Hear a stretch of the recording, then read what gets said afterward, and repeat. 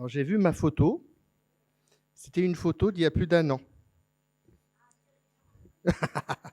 Alors quelle est la différence? Des cheveux. Alors j'aime bien, c'est que, allez, je vais dire, 4 personnes sur 4 me demandent si j'ai fait la greffe en Turquie. Et bien sûr, fièrement, je réponds non, en Tunisie. Mais ça veut dire quoi? C'est-à-dire qu'on a un gros défaut de communication. Hein. Là, il y a un gros travail à faire. Donc, vous voyez, avec les cheveux, sans les cheveux. Nous avons les compétences Fitounes. Donc, il y a plein de travail à faire. Alors, ce que je vous propose, on va visiter les perturbateurs endocriniens, mais de façon ludique. Vous avez des pancartes sur vos chaises, A, B, C, D, et on s'est dit, allez, au début, j'allais faire un symposium très sérieux. Je ne dis pas que ce n'est pas sérieux, c'est un sujet au contraire qui me tient énormément à cœur et qui tient beaucoup à cœur les endocrinos, les pédiatres, les gynécos et de plus en plus les dermatos. J'ai dit, après le déjeuner, il vaut mieux faire une pause comme ça ludique et revoir les choses de façon ludique. Donc, à vous de jouer. Donc, il suffira de... Alors, ça peut être 1, 2, 3, 4 réponses justes. Alors, des fois, il y a des pièges. J'aime bien ça. En tout cas, je suis ravi. Je tiens à féliciter vraiment tout le groupe chirurgical de la société pour cet excellent congrès pluridisciplinaire. Je trouve qu'il y a plein de choses à apprendre en partageant.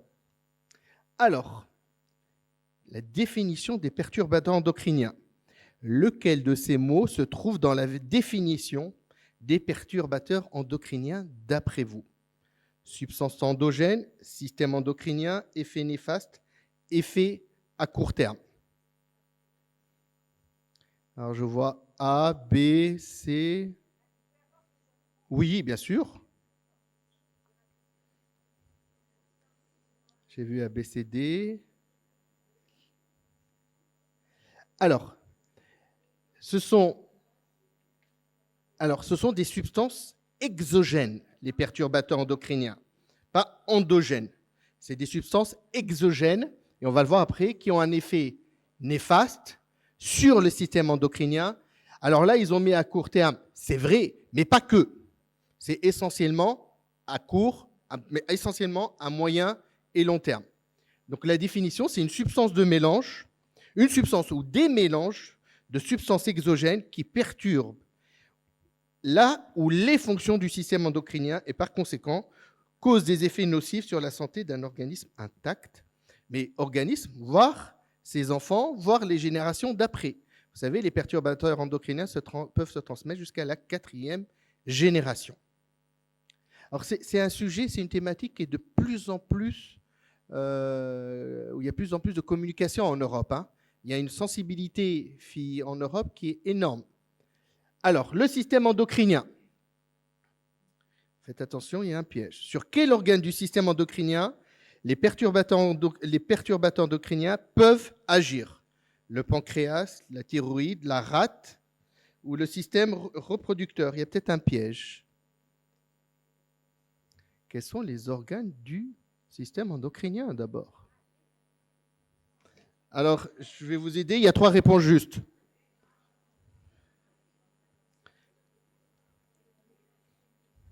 Il y a 3 réponses justes. A, B, D. Bien sûr, la rate ne fait pas partie de l'appareil endocrinien. Donc, en fait, un perturbateur endocrinien va pouvoir agir sur le pancréas, la thyroïde, les glandes reproductrices, mais pas que. Hein. Ils peuvent agir sur tout le système endocrinien. Alors, comment les PE modifient-ils le système endocrinien? Il y a 2 réponses uniquement. Hein. En remplaçant les hormones ou en détruisant les hormones. Très bien. Très bien. La couleur est bonne, là. Je vois beaucoup de... Ouais, c'est juste. C'est bien. Hein. En remplaçant les hormones. Alors, le mécanisme d'action, comme vous le connaissez, soit par effet agoniste, ça veut dire le perturbateur endocrinien va imiter l'effet de l'hormone, soit un effet antagoniste, il va bloquer l'effet de l'hormone, soit il va interférer avec la production ou la régulation de l'hormone ou de ses récepteurs.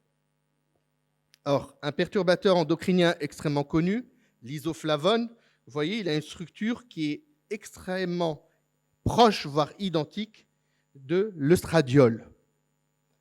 Vous voyez comment on va mimer l'action par sa ressemblance. On va en reparler après. Quelles sont les origines et les modes d'exposition des perturbateurs endocriniens? Alors, où est-ce qu'on trouve des perturbateurs endocriniens? Matières premières, plantes, pesticides, médicaments.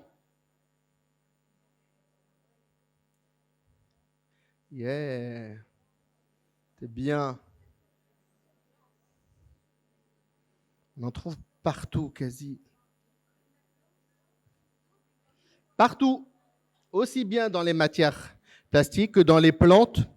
Donc il faut faire attention quand je viens en disant attention, je suis produit bio, ça ne veut pas dire que je suis safe. Les huiles essentielles, je ne suis pas contre, hein, mais il faut faire attention, lesquels ont des perturbateurs endocriniens, les pesticides, les découvertes ont été via les pesticides, et les médicaments, malheureusement, on retrouve beaucoup de perturbateurs endocriniens. Vous savez, le paracétamol est dans la ligne de mire des endocrinologues. Hein.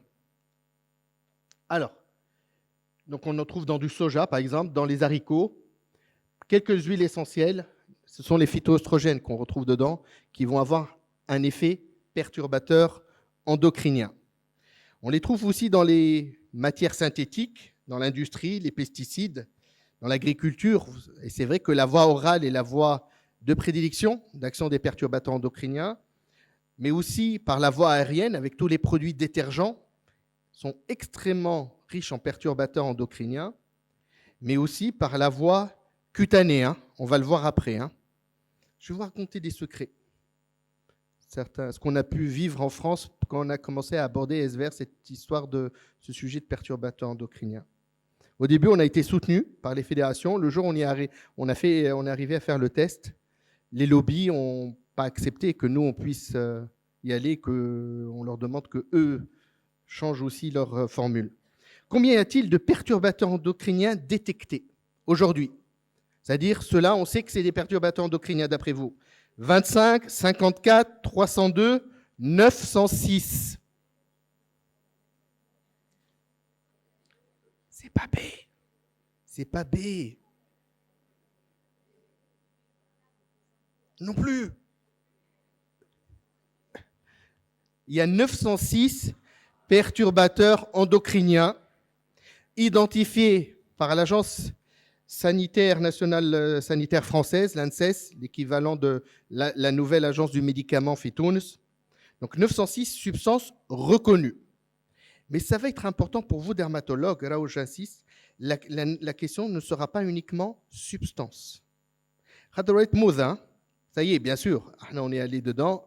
Ah, docteur, un produit naturel, bio, mandiche, des perturbateurs endocriniens, fait le produit. La question, elle n'est pas mandiche. La question, elle est plus compliquée que ça. Sinon, ça aurait été facile. Alors, il y a 3 catégories. Il y a ceux qui sont avérés dans les perturbateurs endocriniens. Il y a ceux qui sont présumés. Et il y a ceux qui sont préoccupants. Comme aujourd'hui, le paracétamol, on se dit, il se passe quelque chose et il y a encore des études. Raoul, il faut savoir qu'au niveau de l'endocrinologie, c'est une des voies de recherche les plus grandes aujourd'hui qu'il y a. C'est les perturbateurs endocriniens. Et il y en a de partout. Alors, quelles sont les voies d'exposition? Mince, je vous ai donné la réponse tout à l'heure, mais ce n'est pas grave. L'air, la peau, l'eau, placenta.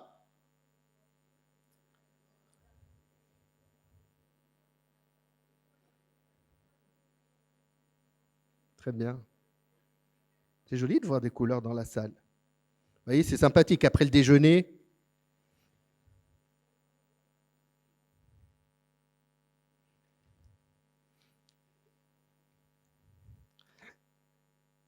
et je remercie le Dr Jones aussi qui nous a glissé l'idée lors d'une réunion. Les 4, l'air, la peau, l'eau, le placenta, sont des voies d'exposition aux perturbateurs endocriniens.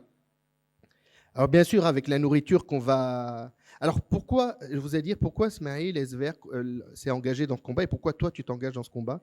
Moi, ça fait 15 ans que vous me connaissez. Moi, je suis quelqu'un d'utopiste, un peu un bagarreur, un peu un révolutionnaire. Tout à l'heure, je disais Bannei et Nebni. Et c'est aussi une façon de faire des lobbies auprès de l'industrie agroalimentaire pour qu'on ait des produits aussi plus sains. Et c'est ce qui est en train d'être fait en Europe. Où derrière, je ne dis pas que tout est clean, tout est beau, que ce soit chez nous ou à la RIN, hein, mais il y a un lobby qui fait qu'on retrouve des choses. Au moins, vous savez, il y a la loi AGEC qui est passée, où maintenant tout le monde devra être transparent. Alors, hein, dire ce qu'il y a pas bien dans ces produits, hein, sur les emballages. La respiration, bien sûr, et au niveau cutané. Et ça, c'est important pour vous, dermatologues. Aussi bien en action directe, ça veut dire que ça va créer ou renforcer des pathologies cutanées, ou des actions indirectes, comme le bisphénol A. Où est-ce qu'on retrouve le bisphénol A? Ouais. Alors, c'est l'octocrylène, l'écran. Pas d'écran avec octocrylène, s'il vous plaît. Il faut les enlever totalement. Alors, hein.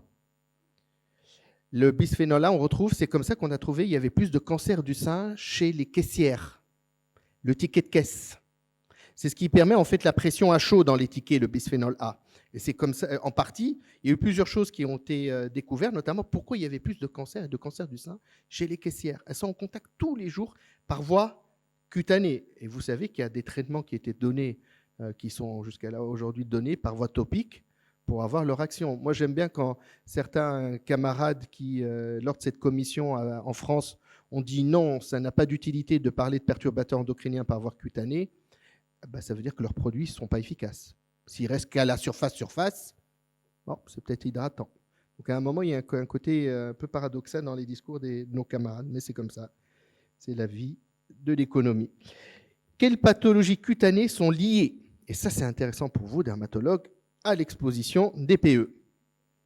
Le psoriasis, la dermatite atopique, l'acné ou les irritations. Alors je vais vous aider, il n'y en a que 3 de juste. Ouais, très bien. Non, professeur Koda. Alors, dermatite atopique, parce que la peau est plus lésée, donc plus perméable. L'acné, il y a un lien direct, notamment, regardez l'acné de la femme et de l'homme adulte. Combien il y en a maintenant, combien il y en avait avant? Il y a des études britanniques sur des grosses cohortes qui démontrent un taux de phtalate plus important dans le sang des populations ayant de l'acné à l'âge adulte. Et les irritations qui peuvent être dues, vous les connaissez, à base de nickel ou d'autres en contact. Donc oui, les perturbateurs endocriniens peuvent être toxiques directement sur la peau en provoquant des irritations, des démangeaisons. Ça veut dire quoi? Ça veut dire que vous pouvez prescrire des dermocosmétiques aujourd'hui qui malheureusement ont un effet perturbateur endocrinien ou contiennent des perturbateurs endocriniens qui vont malheureusement pouvoir être à compliquer la dermatite atopique au lieu de la faciliter, notamment les phtalates, les dioxines, les parabènes. Ceux-là, ce sont les plus connus. Hein. Vous vous rappelez en Italie les problématiques de chloracné, donc perturbateurs endocriniens, contact direct. Et des pathologies qui vont être indirectes, ça veut dire que le PE va soit favoriser la chronicité, notamment les bisphénols A, les phtalates, soit provoquer de l'acné et prolonger notamment des pathologies comme l'acné. Donc action directe sur les récepteurs des follicules pilosébacés. Tout à l'heure, je vous ai dit, il y a des preuves sur le lien entre PE et acné de la femme adulte et de l'homme adulte, et capable de stimuler la production de sébum. Et aussi, il y a un lien sur la sévérité de l'acné et l'exposition au PE, notamment lié au bisphénol A. Alors, les effets. Les PE ont-ils que des effets à long terme? Est-ce qu'ils peuvent avoir des effets à moyen et court terme? Alors, on va dire A et B, pardon. Une des deux. Alors, B, ça veut dire quoi? Ça veut dire qu'ils peuvent avoir à long terme, à court terme et à moyen terme. Mais pas que. Hein. Tout à l'heure, à court terme, tout seul, non. À moyen terme, tout seul, non. À long terme, tout seul, non. Tout à l'heure, je vous parlais des effets directs à forte dose, notamment dioxine et chloracné. en Italie en 1976. Et cette polémique, vous savez, ces femmes qui étaient exposées ces femmes enceintes pour favoriser, pour pas avoir de fausses couches, aux États-Unis dans les années 60-70, en France, en Europe, jusqu'au milieu des années 70-75, elles étaient exposées in utero au Distilbène, qui est un œstrogène de synthèse. Et ça a commencé, l'histoire, c'était à Boston, où il y avait en 71, où vous aviez 8 femmes qui se sont présentées de l'âge de 14 à 22 ans, ça veut dire les enfants, des personnes qui étaient sous traitement in utero et qui présentaient une forme extrêmement rare de cancer du vagin et du col de l'utérus, un adénocarcinome à cellules claires. Et aussi, on voyait aussi de plus en plus on voyait des cas de cancer du sein non expliqués, plus importants, et c'était lié à cette prise par la maman lors de la grossesse du Distilbène.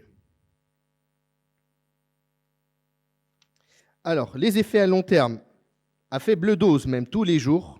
Regardez toutes les pathologies où aujourd'hui les PE sont incriminés, soit de façon certaine, à gauche, soit de façon très plausible, ou suspectés mais pas encore de preuves cliniques, ça veut dire avec des grosses cohortes, issus défavorables de la grossesse, cancer du sein, cancer de la prostate, troubles du comportement chez l'enfant. C'est pour ça que je vous disais, les pédiatres, quand on leur parle de perturbateurs endocriniens, ils sont très, très, très réactifs, très, très sensibles à cette histoire-là. Troubles cognitifs chez l'enfant, diminution des points de QI, maladies auto-immunes, dont maladie thyroïdienne, cancer des testicules, troubles du déficit de l'attention chez l'enfant, hyperactivité, obésité, allergie, et d'autres sont encore, il y a des études qui doivent affirmer les hypothèses, notamment les syndromes des ovaires polykystiques et les cycles menstruels irréguliers. Donc les PE sont incriminés dans beaucoup, beaucoup de pathologies. C'est pour ça que je vous invite, dermatologues, à être sensibles à cette dimension-là.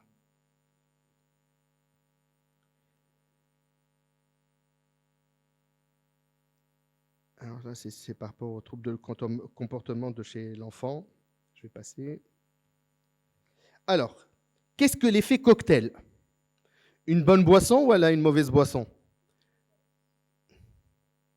Dans un cosmétique, par exemple. L'effet cocktail des ingrédients. Ah bah, ça peut être les deux. Vous allez dire, tiens, il est bizarre, lui. Qu'est-ce qui lui arrive ? En fait, vous pouvez avoir un perturbateur endocrinien. Vous le mélangez avec quelque chose d'autre, يولي لبس عليه. Vous mettez deux actifs, les بس عليهم, non perturbateurs endocriniens, vous les mélangez, ils deviennent perturbateurs endocriniens. Ça veut dire ce qui est important, en fait, ce n'est pas uniquement ce que je mets, mais bien sûr que c'est important, parce que du coup, il y a plus de risques, mais c'est l'effet cocktail. Donc, tout labo qui vont vous dire « je suis sans perturbateur endocrinien », c'est déjà bien, là, tu es comme ça, mais est-ce que l'effet cocktail a été testé ? Nous sommes le seul à l'avoir fait. Ça coûte très cher, il a été fait par un labo indépendant. C'était notre comité d'experts de dermatologues, professeur Tenstedt, professeur Chevalier, qui est chef de service en endocrinologie au CHU de Nice, et c'est un des deux pôles de référence sur les PE, Thierry Passeron, il y a plusieurs qui font partie de ce comité d'experts qui nous ont guidés vers ce test et vers cette voie de tester les produits.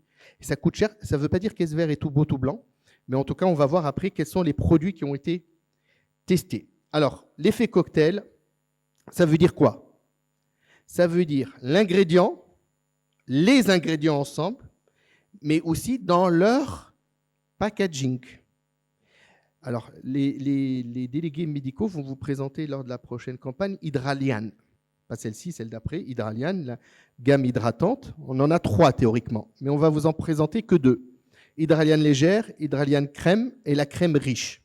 On n'a pas lancé la 3e parce que, pourtant la formule est baisse à lire.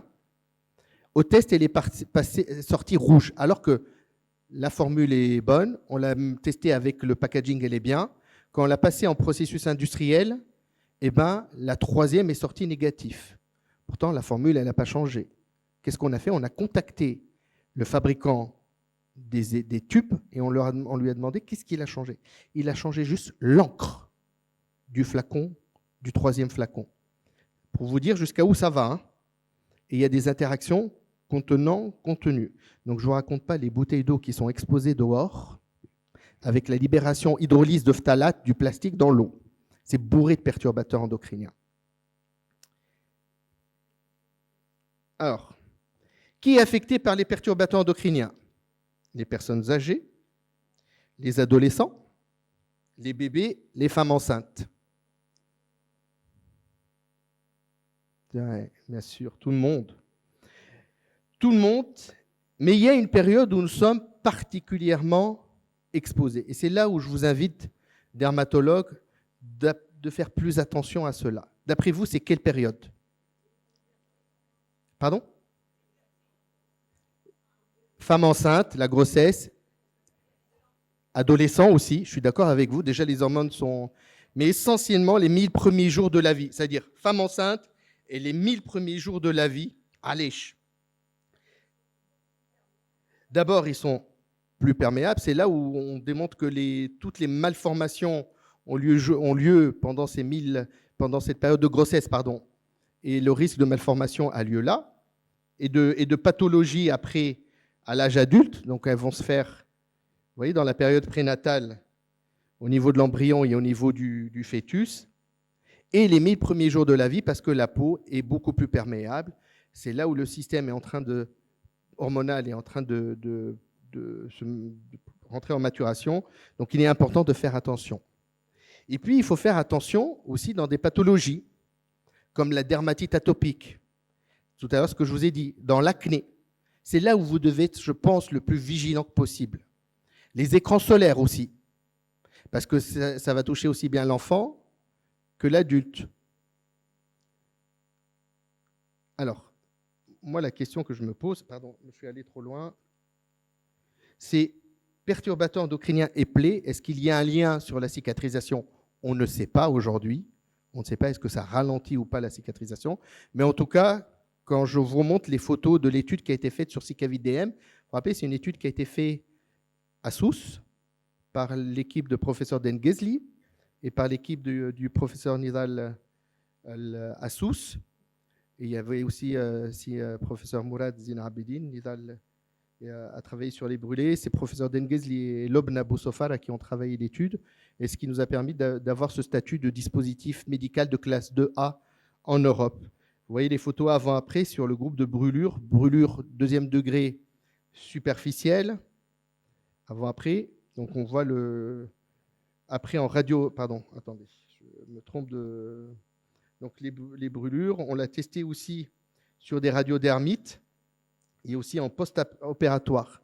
Alors je me dis, c'est comme l'atopie en fait, c'est que la peau elle est lésée, et ça veut dire que mon cicatrisant, il a intérêt à ne pas être testé non perturbateur endocrinien. Et aujourd'hui, c'est la seule gamme, Cicavit. C'est déjà la première à avoir été lancée sans antibactérien. Sans antibactérien. Je pense que vous l'avez vu ce matin, vous allez peut-être le revoir tout à l'heure. La première chose à faire, c'est de préserver la flore et le microbiome est essentiel et extrêmement important dans le processus de cicatrisation. Donc, quand j'amène un antibactérien, qu'est-ce que je fais? J'élimine. Donc, les antibactériens, c'est comme les antibiotiques, c'est pas automatique. Vous savez, des fois où j'enlève l'antiseptique et comme par hasard, il commence à cicatriser. Donc, faites attention. Il a sa place, l'antiseptique, bien sûr, en bloc. Mais, et aujourd'hui, vous avez des alternatives avec Cicavit gel moussant pour nettoyer, base lavande douce. Donc non détergente, parce que l'idée aussi, c'est de ne pas dessécher la plaie. Il faut faire attention de ne pas dessécher. La cicatrisation se fait en milieu humide. Donc vous avez aujourd'hui un gel nettoyant adapté, Cicavit, la Cicavit crème, et puis le Cicavit DM, dispositif médical, qui a été testé, notamment l'étude clinique a été faite au CHU de Sousse, et toute la gamme est testée non perturbateur endocrinien. C'est la seule aujourd'hui testée produit fini. Et félicitations, vous avez bien joué.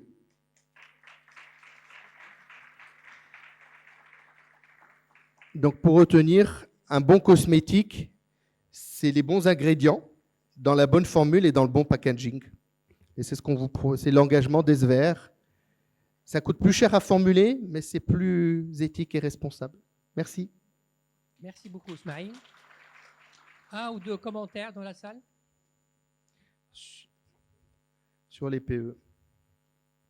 C'est vraiment important hein, comme thématique. Il y a une prise de conscience qui est vraiment à faire et qui est essentielle.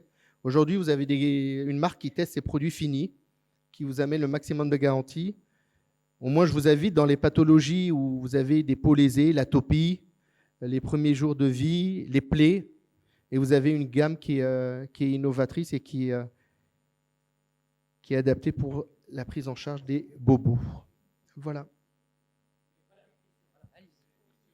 Oui. Oui, merci. Atik Saha pour votre sensibilisation par rapport aux perturbateurs endocriniens, qui est un problème un peu sous-estimé.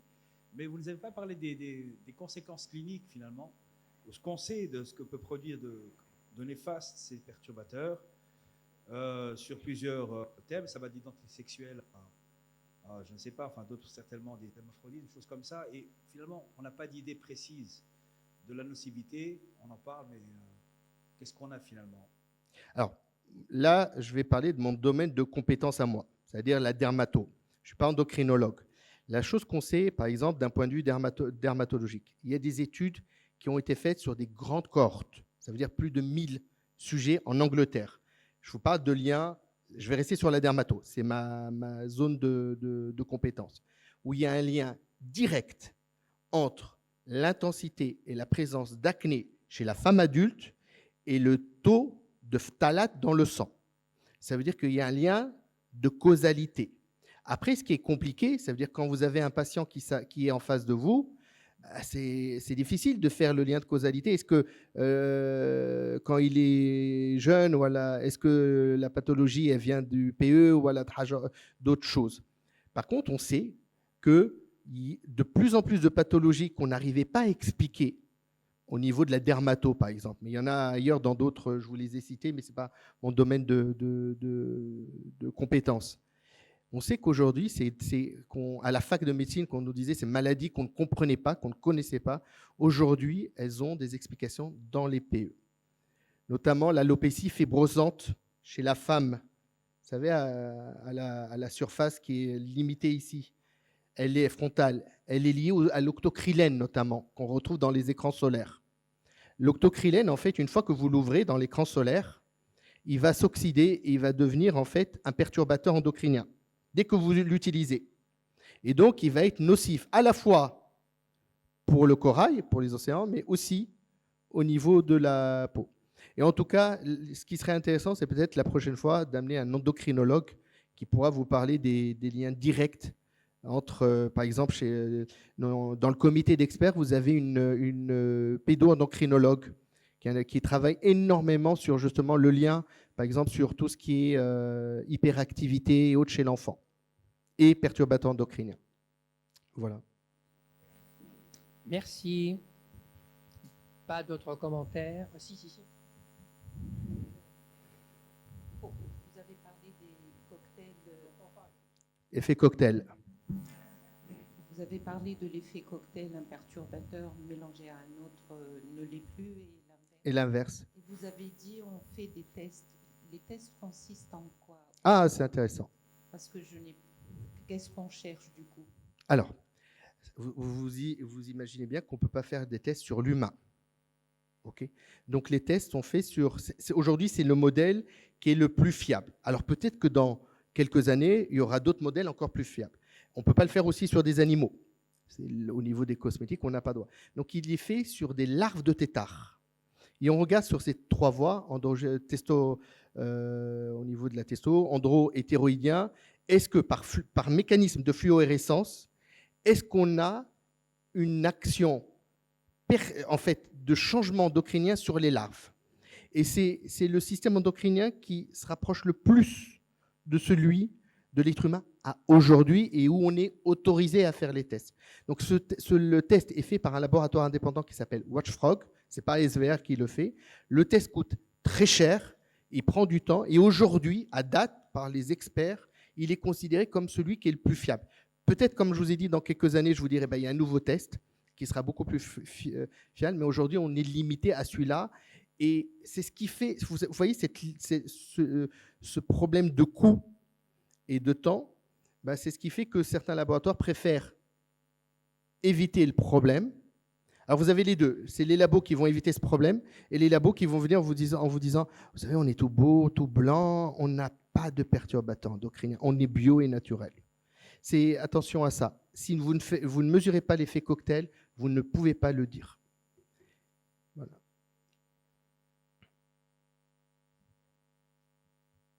Merci à vous.